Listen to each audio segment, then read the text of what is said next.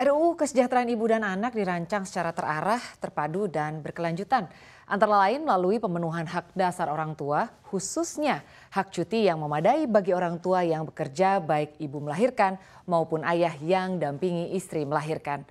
Untuk pengaturan cuti melahirkan terhadap ibu yang bekerja telah diatur dalam Undang-Undang Nomor 13 Tahun 2003 tentang Ketenagakerjaan, tapi melalui rancangan Undang-Undang RUU tentang Kesejahteraan Ibu dan Anak terbaru, durasi cuti melahirkan bakal diubah. Kabar baik gak sih ini? Ya, selain bakal memperpanjang durasi cuti melahirkan bagi ibu yang melahirkan berstatus pekerja, suami pun diusulkan agar mendapatkan cuti mendampingi sang istri melahirkan. Lantas berapa lama durasi cuti yang diusulkan dalam RUU Kesejahteraan Ibu dan Anak? Kita bahas detailnya dalam RUU KIA Pekerja Senang Pengusaha Meradang. Ya, ini kita lihat ya bahwa RUU Kesejahteraan Ibu dan Anak ini belum lama Dewan Perwakilan Rakyat menyepakati gitu ya rancangan Undang-Undang Kesejahteraan Ibu dan Anak ini untuk dibahas lebih lanjut menjadi undang-undang. Nah, dalam rancangan undang-undang tersebut DPR turut menginisiasi cuti selama 40 hari bagi suami yang istrinya melahirkan. Ya, kalau kita lihat sih sebetulnya RUU Kesejahteraan Ibu dan Anak ini menguatkan hak para suami begitu ya untuk bisa mendampingi istrinya yang melahirkan atau mengalami keguguran. Dan usulan tersebut tertuang dalam pasal 6 draft RUU KIA yang mengatur suami berhak mendapatkan cuti pendampingan ibu melahirkan paling lama 40 hari atau ibu yang mengalami keguguran paling lama 7 hari. Ya, kita lihat slide selanjutnya. Nah, tujuan dari RUU ini adalah ya itu tadi ya, selain juga menciptakan bonding begitu ya, tapi RUU ini adalah telah disepakati untuk bisa melihat bahwa akan ada hubungan yang baik antara ibu, ayah, dan juga bayi yang baru lahir. Ketua DPR Puan Maharani mengatakan rencana aturan cuti selama 6 bulan bagi ibu melahirkan berstatus pekerja bakal dibahas bersama pemerintah dan para pemangku kepentingan melalui RUU Kesejahteraan Ibu dan Anak. Dan diakui pembentukan RUU ini karena masukan dari masyarakat juga ya, bahwa dengan adanya cuti bagi suami yang istrinya melahirkan tentunya dapat membantu suami untuk ikut berperan dalam keluarga. Misalnya nih ya, ibu dapat dibantu dalam mengurus anaknya gitu ya setelah melahirkan. Dan tujuannya ini pasti tentunya baik ya. Bahkan ini juga Wakil Ketua Badan Legislasi Balek Willy Aditya menyampaikan bahwa rancangan aturan tersebut nantinya masih perlu proses pembahasan antara DPR bersama dengan pemerintah. Ia juga menilai melalui aturan tersebut DPR hendak mengembalikan keutamaan kemanusiaan dan keluarga di mana perawatan generasi Indonesia ini untuk masa depan menjadi hal penting penggerak kemanusiaan. Nah, sekarang kita lihat ya pro kontra RUU KIA. Nah, belum lama nih Komisi Perlindungan Anak Indonesia atau KPAI ini mendukung begitu ya rancangan Undang-Undang Kesejahteraan Ibu dan Anak untuk segera disahkan.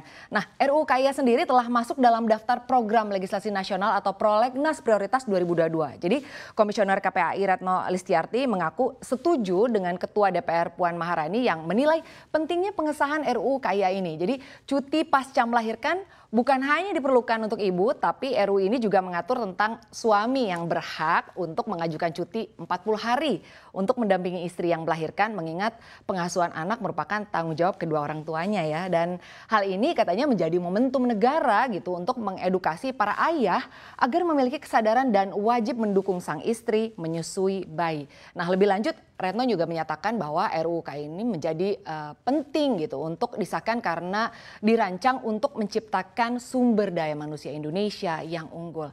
Nah, ini kan bagi yang pro ya, alias yang mendukung. Sekarang kita lihat nih ke sisi yang pengusaha. Nah, kalau usulan perluasan cuti melahirkan tersebut menjadi dilema bagi pengusaha nih, karena kalau Wakil Ketua Umum Asosiasi Pengusaha Indonesia atau APindo Sinta Wijaya ini ya, dia mengatakan bahwa pihaknya ini memang mendukung tujuan perluasan cuti agar tercipta kesempatan yang lebih luas bagi orang tua untuk menata kehidupan keluarga dan mendampingi anak pada masa tumbuh kembang awal kehidupannya. Serta juga harapan begitu ya, pekerja bisa lebih fokus bekerja, lebih produktif dan lebih loyal dan juga betah di perusahaan. Tapi kalau kita lihat nih di sisi yang lain, perluasan hak cuti melahirkan bagi ibu maupun ayah ini memiliki dampak yang signifikan terhadap perusahaan.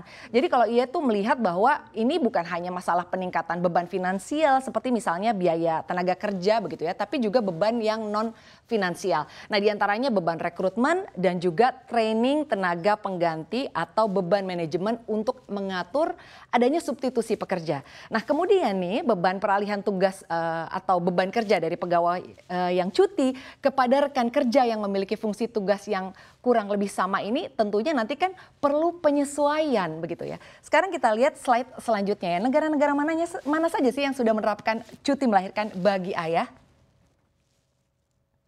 Nah, kita lihat nih ada Singapura, Jepang, Korea Selatan, Swedia, Islandia, Norwegia, Finlandia, Denmark, dan Lituania juga Hungaria. Sekarang kita bahas dulu untuk yang Singapura begitu ya. Nah, ini adalah kalau di Singapura itu untuk cuti sendiri begitu ya, ini diaturnya cukup lama begitu ya. Kalau kita lihat ini untuk Singapura ini sampai 16 minggu cuti melahirkan tergantung beberapa peraturan seperti apakah sang anak warga negara Singapura atau bukan. Sementara ayah berhak atas 2 minggu cuti melahirkan.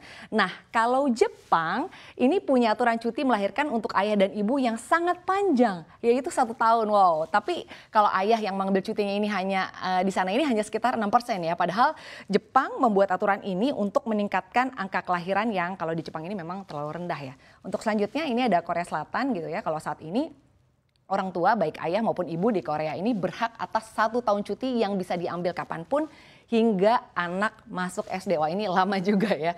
Nah, selanjutnya ini ada Swedia gitu ya. Orang tua di Swedia ini berhak atas 240 hari cuti untuk masing-masing sehingga total cuti untuk anak bisa selama 480 hari. Dan setiap ayah atau ibu berhak pula atas 90 hari cuti untuk diri mereka sendiri dan 90 hari ini tidak bisa dialihkan pada pasangannya. Jadi memang harus cuti begitu. Dan selanjutnya ini ada Islandia. Cuti melahirkan di sana ini adalah 12 bulan untuk ayah dan ibu. Ibu mendapat 5 bulan cuti, kemudian ayah juga mendapat 5 bulan cuti. Selanjutnya ini ada Norwegia, bisa mengambil cuti selama 49 minggu dengan gaji yang penuh dan juga cuti ayah selama 10 minggu. Selanjutnya ini ada Finlandia yang sejak 2021 Finlandia ini akan memberi cuti bagi semua orang tua baik biologis maupun yang adopsi ya, dan ayah dan ibu dapat cuti 7 bulan. Selanjutnya ada Denmark, ibu di Denmark boleh cuti selama 18 minggu atau sekitar 4,5 bulan. Sementara sang ayah boleh ikut mengambil cuti selama 2 minggu. Selanjutnya ada Lituania yang juga diizinkan untuk mengambil cuti sama seperti Hungaria begitu ya, sejumlah 156 minggu dan tidak hanya untuk istri tetapi juga untuk suami. Wah, ini kalau misalnya dibandingkan dengan jumlah cuti yang sedang dibahas di negara kita, kayaknya kita memang udah cukup bersyukur banget ya.